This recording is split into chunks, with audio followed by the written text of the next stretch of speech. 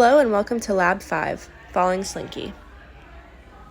The main goal of Lab 5 is to predict the motion of a falling slinky and determine the effects of the slinky's surroundings.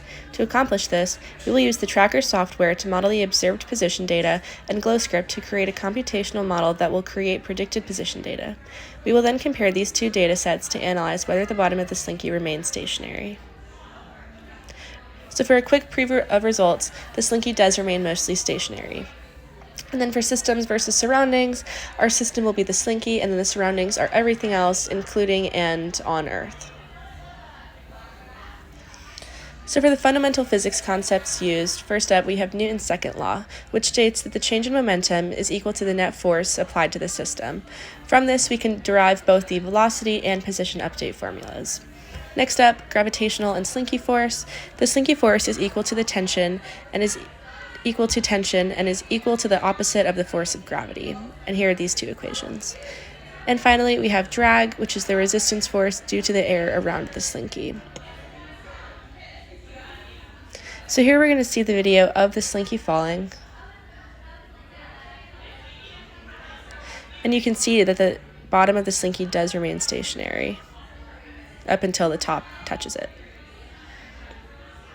And from this video, we were able to use the tracker software to track individual position points of the bottom of the slinky. And so you see that for the first 5 seconds of the video, the position of the bottom with respect to y does not change.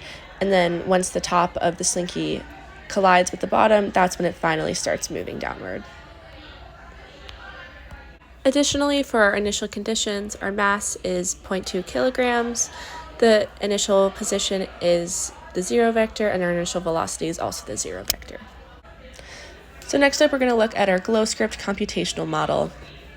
So right here, we are going to input our initial conditions. These will include the mass of the spring, the initial position, initial velocity, as well as the drag proportionality constant, which we found through trial and error.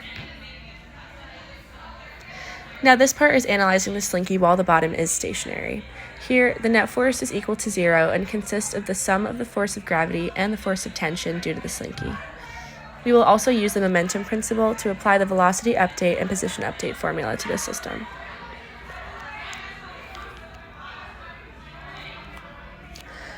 The next section we will look at is what is going on once the top of the slinky reaches the bottom and the bottom is no longer stationary. In this case, the net force is no longer 0 and consists of the force of gravity as well as the force of drag. We will again use the position and velocity update formulas to predict the slinky's motion at this point. So now that we have all of this data from both the tracker analysis and the GlowScript computational model, we can create a graph comparing the observed versus predicted position versus time data for the slinky. So the blue is the predicted and the orange is the observed. So we see that the model did a very good job predicting the motion, but we do have some slight differences. And so some possible sources of error. There could be external forces in the video, such as wind outside, and there's also human error in selecting the center of mass at each time frame of the video. So what does it mean? Why does the bottom of the slinky remain stationary? The net force in the y direction is 0. Gravity exerts a downward force, and the slinky acts as a spring force that creates an upward tension equal to the magnitude of the force of gravity. So this is why, up until the point that the top of the slinky reaches the bottom remains stationary. And next, what if the slinky was dropped from a higher height? The results would remain the same. The bottom of the slinky would remain stationary until the top of the spring meets the bottom. Thank you.